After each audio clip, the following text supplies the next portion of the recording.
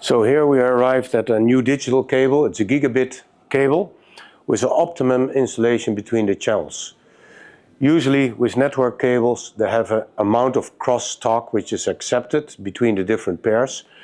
And we made it different. It's made of many coaxial cables that all have 100% shield between each other. Because of that you get a perfect separation between the channels.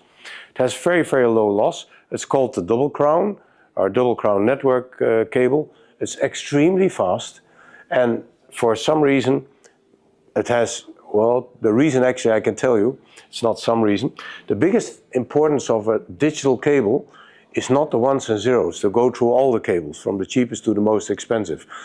It has to do with time delay and time jitter. What is jitter? If you think back of an old record player, the really old ones, when you played, let's say, a piano, you had a note, da, and then on an old record player went up and down.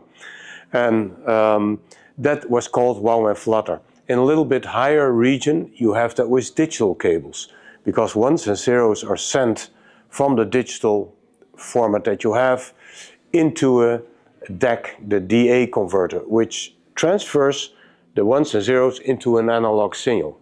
If they come a little bit too early or later, you get, we call that jitter, you get a variation of the audio signal. So it's not that the digital is not perfect, but it's when it arrives at the converter. And that makes a difference in sound. In general, you could say jitter, you recognize it when there's too much jitter in your system.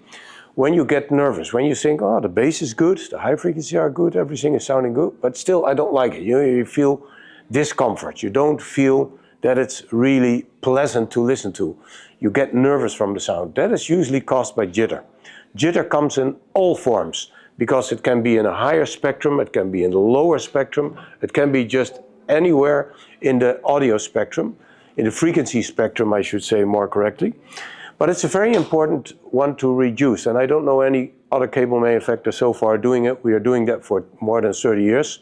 We are an early adopter of HDMI, and we had to research jitter in the beginning, and that was then for HDMI, actually for pictures, to get a more stable quality and a better contrast of your picture.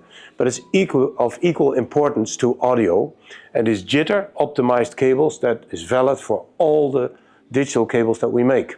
And that makes them actually sounding really so good.